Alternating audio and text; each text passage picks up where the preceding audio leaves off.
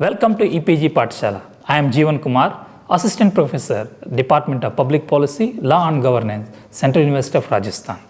Today we are going to learn about a paradigm shift from government to governance in a course, Public Administration and Introduction. The objectives of today's lecture is to understand the concept of governance and its meaning. And we will also find out the reasons for the emergence of the concept of governance and the factors that enable for that, and also see how India has responded to the emergence of the concept of governance and identify the issues that are emerging in the evolution. When we understand the concept of the governance, we should be in a position to understand what is the role of the state in terms of its service delivery to the citizens.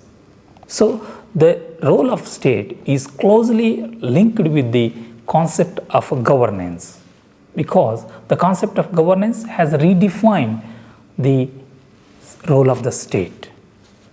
And the evolution of the concept has brought a lot of changes in the administrative systems across the world, because with the advent of globalization and neoliberal policies, governance has become an important concept to be studied in the field of public administration. Further, liberalization, globalization, and privatization has transformed the way in which administrative systems respond in delivering services to the citizens.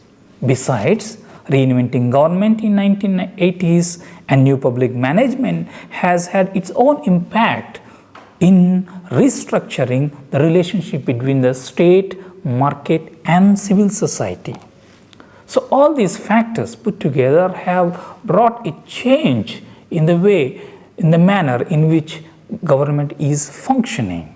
And if we further go into the details of the concept of governance, that in the post-World War II, the role of the state has increased in many parts of the world. And it has been argued that the state should play an important role starting from the birth of a citizen to the death. So that's how we see that the role of state is to take care of citizens from womb to tomb. And we also see that the concept of governance has brought a lot of changes in the political institutions, where the monopoly of the political institutions have been questioned, because the role of the state has been considered to be minimal. So the concept of governance argues for the minimal role for the state. And as I have discussed, we also see that governance also involves a role for the private sector and market and the civil society in the decision-making process. And if you look at some of the major definitions given by the scholars, Jerry Stoker says that the role of public sector and private sector has been blurred in terms of service delivery. That is how we can understand that the concept of governance emphasizes that the public and private sectors go together in delivering services. Prior to that, the role of the public sector was very dominant because it was playing a monopolistic role. And then you also see that in the decision-making process, only the public sector and government officials have been involved. But with the emergence of the concept of governance, now we see a new actors are coming into that. So the monopoly of the public sector can no longer be valid, as the concept of governance emphasizes. And governance also can be understood as networks, because governance is a network between state, market, and civil society. And this network as a policy network is the substance of entire concept of governance. Let us spend some time on what this governance as a policy networks. As I have discussed, governance is a network between state, market and civil society. We can see these relationships at two levels. One is at formal level, the other one is at informal level. At a formal level, the state has to interact with business and market and civil society.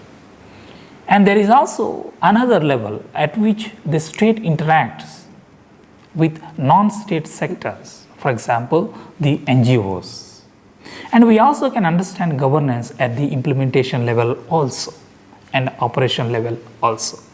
So the concept of governance as a policy networks assumes that these networks are necessary to get service delivery done, which was earlier dominated by the public sector alone. When we understand the concept of the governance, we also need to link it to the democracy. And in the discourse on governance, we see that governance is the one which enhances the economic liberalism and side by side the democracy. And in the process, what happened is good governance is equated with democracy and economic liberalism, while bad governance is seen as the more intervention of the state. So the concept of a governance has redefined the notions of the functioning of the government as such. So good governance seeks minimal role for the state in terms of its service delivery, and the gap that is left by the public sector will be filled with the non-state sectors like NGOs and business. This is the concept of governance and its meaning. Here again, we have to see the notions of governance vis-a-vis civil society. What is a civil society? The civil society is equated with the freedom and liberties of individuals, while the state seems to be oppressive in its nature. So there was an increasingly argument that civil society can do everything and what the state cannot do. And the civil society is equated with the idea of the liberalization, while the state is equated with the more interventionist and more oppressive in that. So the more the presence of the civil society, the more the scope for the democracy. That is how we see that the governance is also about strengthening democracy and strengthening the civil society. And we can see that governance is about restructuring the relationship between state, civil society and market. That is how the governance reforms have become very popular throughout the world, starting from Africa, Latin America and the other developing countries. So this is how the concept of governance has come into work in the literature of public administration and public policies. Let us now discuss how governance views partnership as a strategy. What are these partnerships all about? These partnerships are all about the public and private partnership, which were not earlier. These partnerships marked a shift in the manner in which government delivers services. Earlier, the public sector was dominated by the bureaucrats who take decisions. But now, when we see the concept of governance as a strategy of partnership, now there is a scope for the other non-state sectors. For instance, in India, after globalization, the government of India has to invite the business sector and the civil society groups to take part in the policy formulation. And this itself is a watershed in the development of Indian history. And with this, the bureaucratic dominance has come down, where the civil society engages in the discussions and debate in policy formulation. For example, the right to information is the culmination of the efforts made by the civil society organization, MKSS in Rajasthan, which fought for the right to information. At business level, we also see the FICCI and Confederation of Indian Industry, who are invited to take part in the decisions taken at the central level. So we see here that the partnership has emerged as a strategy of good governance. This linking with the non-state sectors was not existent earlier times. Thereby, the notion of governance questioned the hierarchy of the public sector. And these partnerships have allowed the government to learn from the non-state sector also. Dear students, so far we have learnt about the concept of governance and its evolution and its meaning. And it is pertinent also to look at the factors for the emergence of the concept of governance. As I discussed earlier, that in the post-World War II, Second World War II, we see that the state's role has been redefined in terms of socio and economic development. And the scholars were criticizing the performance of the states and its apparatus in terms of looking after the welfare of its citizens. And it has been argued that state alone is not able to cater to the needs of the citizens, and it is unable to cater to the needs of the contemporary society. Therefore, the ineffectiveness of the state and its apparatus has become evident. This is one of the important factors for the emergence of governance. And the state's inability to formulate policies effectively and its ability to implement is also becoming conspicuous in the post-World War II period.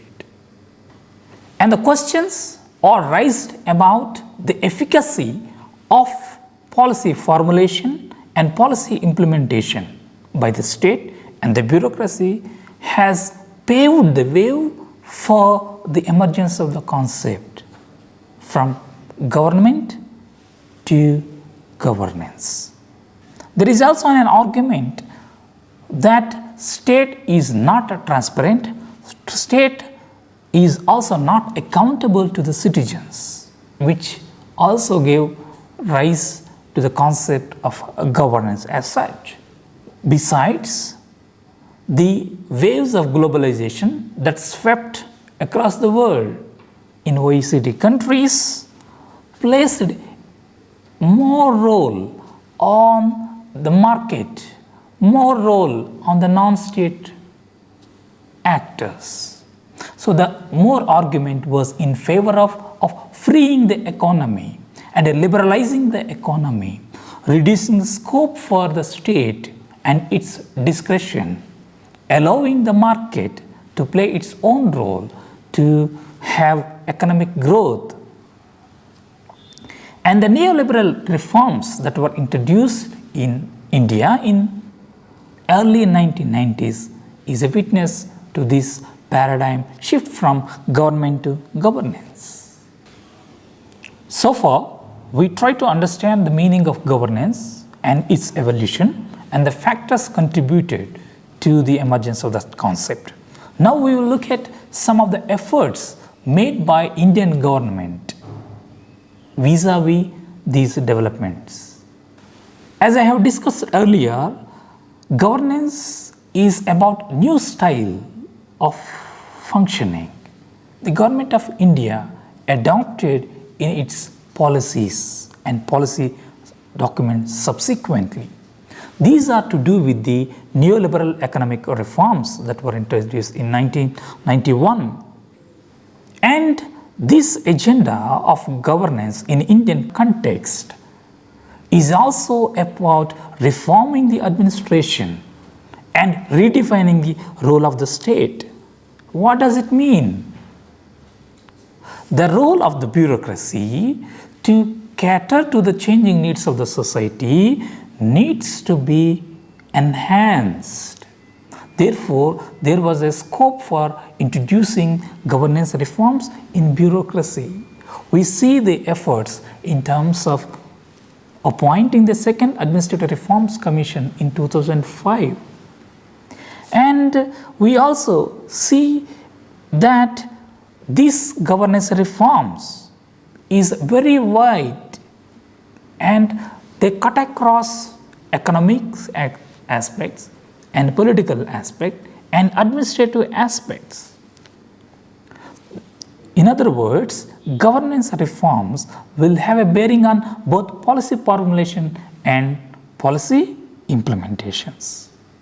To put it in concrete terms, governance reforms will have a bearing on the delivery of goods and services because they altered the notion of service delivery at micro level.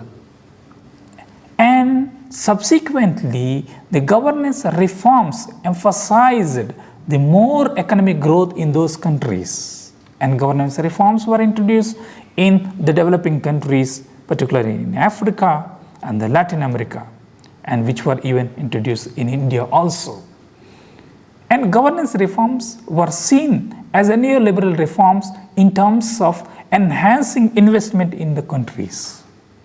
There was a felt need by the government of India to raise the level of investment, and the government was not having enough resources to raise the investment. And it felt that it should involve the private sector in funding the projects in infrastructure, power, and social sector also. The heavy investment need from private sector brought a lot of changes in the manner in which public sector projects were undertaken subsequently. We also see that these changes have been reflected in the policy documents also. For instance, 11th Five-Year Plan emphasized on public-private partnership, which was an innovative way of implementing mechanism. What is this public-private partnership? Public-private partnership is about designing, funding, and implementing projects with the help of private sector. And this public-private partnerships, known as PPPs, is innovative mechanism to deliver services. And we also see that the 11th Five-Year Plan envisaged more role for the private sector in augmenting the resources to undertake public sector projects. And it was envisaged in the policy document that the investment from 20 crores during 11th Five-Year Plan must be increased to 40 crores in the 12th Five-Year Plan. All these developments indicate what? They indicate that the private sector's interference and its role is inevitable in public service delivery. It also questions the monopoly of the public sector in service delivery. And that is how the public sector has to partner with private sector in delivering services. And the comments given by the political leadership indicate that the public-private partnership is a mode of service delivery and which is seen as an innovative. And we will also see in terms of business, these partnerships are also done with the business people. For instance, Prime Minister, he headed a council of trade and industry where he put a lot of, for the first time, the industries on the board, involving them to participate in the policy formulation. This was not existent earlier, where India was dominated by the technocratic bureaucrats in 1950s. Therefore, the business organizations like FICCI and CII were representing in policy formulation, and it gave an opportunity for them to articulate their interests. The government also had to take the support of these business organizations with an aim to enhance economic growth in the countries. This is one of an important development in economic domain and economic governance. We will also see the efforts of government of India in terms of social sector. And the Ministry of Human Resource Development also followed the suit of involving the non-state actors in policy making. The best example that we see is the Right to Information Act in 2005, which was a culmination of the participation of MKSS in the policy formulation. That is how we see the presence of the civil society organizations in policy formulation. And we can also see the involvement of non-state actors at two levels. One is at social movement, the other is at NGO level. And this NGO level, we see that they participate in the implementation of public policy at the micro level. And the government of India also involved the civil society groups in policy formulation, whereby it formed a council called National Advisory Council. Though it was not a constitutional body, but it played an important role in formulating the policies in association with these civil society groups. These developments were envisaged by the 8th five-year plan, where it sought for the role of the non-state actors in policy making. Dear students, so far we have seen the meaning of governance and the factors contributed to the evolution of that concept, and policy as networks with market and civil society. We also have seen how public-private partnerships have emerged as a new way of implementing mechanism. And now we will see also the achievements of these networks under the concept of governance. As policy document reflected these shifts, and a lot of projects were undertaken in health, education, and infrastructure. And what is the outcome of these initiatives? The studies show that the implementation of PPPs in health and education is having a positive effect compared to the projects in road. The studies show that the implementation of public public-private partnerships has a mixed results. For instance, a joint House Committee of Karnataka probed that and it indicted the officials at the Bengaluru airport for the faulty design and implementation. And there were also reports that the public-private partnerships were having a defect because the private sectors were reaping more profit out of these projects, and which goes against the spirit of the public and private partnerships. And as I have discussed earlier, in terms of providing health and education, public-private partnerships are doing better. For instance, initiatives in Madhya Pradesh and Rajasthan and clearly indicate that the implementation of public sector projects with NGOs will lead to success. And what were the challenges that were faced with all these developments? The challenges that were faced in the development calls for attention of the students of public administration. Well, the concept of governance has redefined the relationship between the state, market and civil society. Is everything good with this kind of developments? What is the role of the state in terms of its accountability? Is the state transparent? Is the private sector that is involved in service delivery transparent? These were some of the questions that were raised by the scholars. Yes, network governance has sought the role for civil society and the market.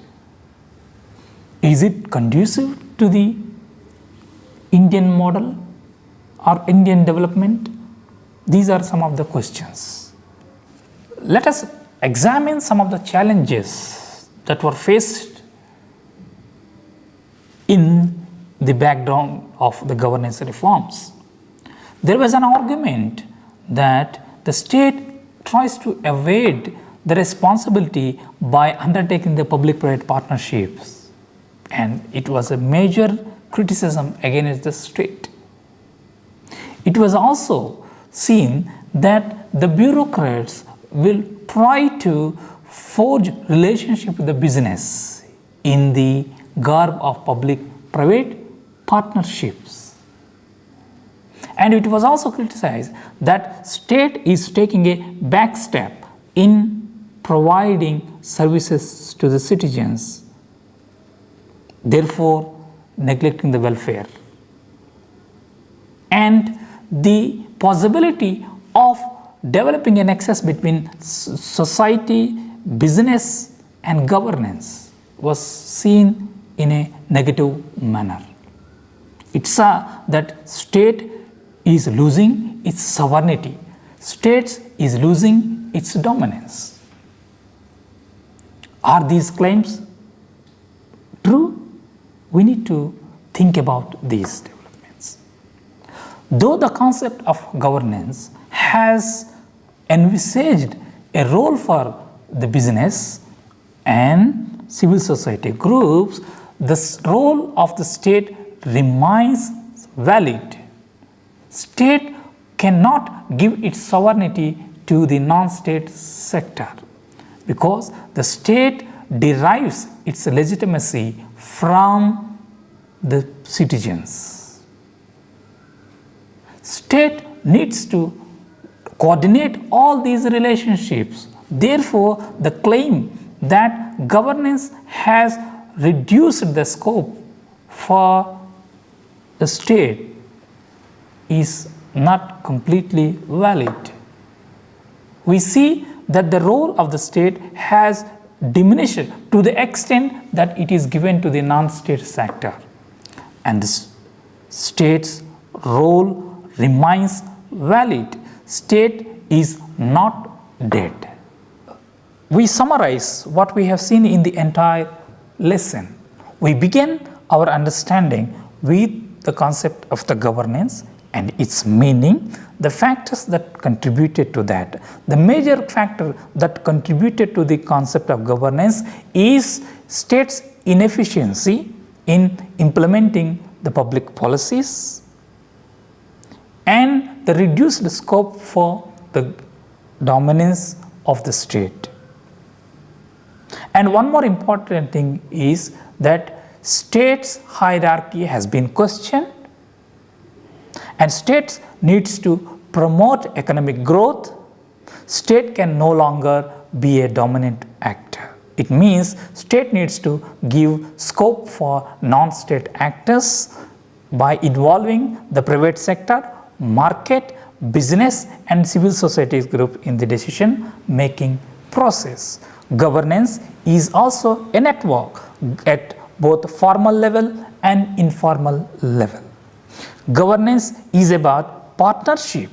Governance is about steering these networks between the public-private partnership. India adopted these changes by reflecting its paradigm shift from government to governance. Starting from 8th five-year plan, we see an argument for a shift from government to governance, where from 11th five-year plan to 12th five-year plan, there has been a demand to increase the role of private sector in investments. India adopted public-private partnerships in both social sector and also in investment sector. And the results show that these public-private partnerships are varying from sector to sectors. There were the challenges in the implementation with regard to accountability, and there were questions about states' responsibility in delivering citizens. Among all these developments, the role of the state remains the same because it derives its legitimacy from the people, and it is the only one which can steer all these relationships. This is what all about paradigm shift from government to governance. For further details, you can look at the references. Thank you.